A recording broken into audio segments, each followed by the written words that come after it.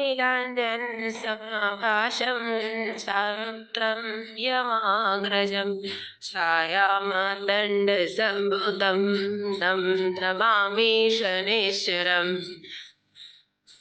समाशं रविपुत्रं यमाग्रजं छायामातण्डसम्भुतं तं नमामि शनैश्वरं नीलाञ्जनसमाभासं रविपुत्रं यमाग्रजं छायामातण्डसम्भुतं तं नमामि शनैश्वरं नीलाञ्जनसमाभासं रविपुत्रं यमाग्रजं छायामातण्डसम्भुतं तं नमामि शनैश्वरम्।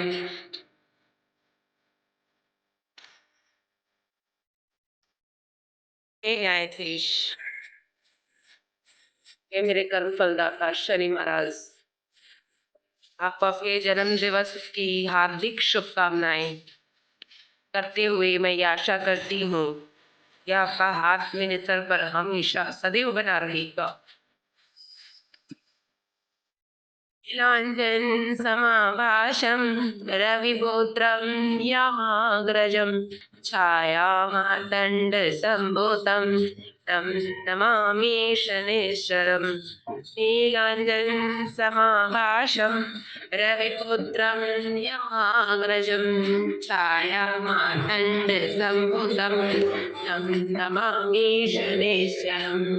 नीलाञ्जनसमाभासं रविपुत्रं यमाग्रजं छायामातण्डसम्भुतं तं नमामि शनैश्वरम्।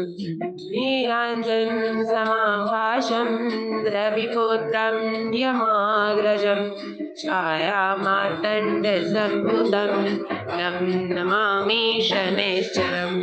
नीलाञ्जनसमाभासं रविपुत्रं यमाग्रजं छायामातण्डसम्भुतं तं नमामि शनैश्वरम्। नीलाञ्जनसमाभासं रविपुत्रं यमाग्रजं छायामातण्डसम्भुतं तं नमामि शनैश्वरम्। नीलाञ्जनसमाभासं रविपुत्रं यमाग्रजं छायामातण्डसम्भुतं तं नमामि शनैश्वरम्। नीलाञ्जनसमाभासं रविपुत्रं यमाग्रजं छायामातण्डसम्भुतं तं नमामि शनैश्वरम्। नीलाञ्जनसमाभासं रविपुत्रं यमाग्रजं छायामातण्डसम्भुतं तं नमामि शनैश्वरम्। नीलाञ्जनसमाभासं रविपुत्रं यमाग्रजं छायामातण्डसम्भुतं तं नमामि शनैश्वरम्। नीलाञ्जनसमाभासं रविपुत्रं यमाग्रजं छायामातण्डसम्भुतं तं नमामि शनैश्वरम्। नीलाञ्जनसमाभासं रविपुत्रं यमाग्रजं छायामातण्डसम्भुतं तं नमामि शनैश्वरम्।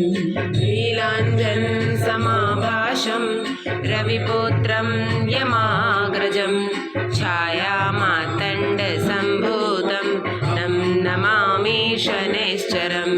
नीलाञ्जनसमाभासं रविपुत्रं यमाग्रजं छायामातण्डसम्भुतं तं नमामि शनैश्वरम्।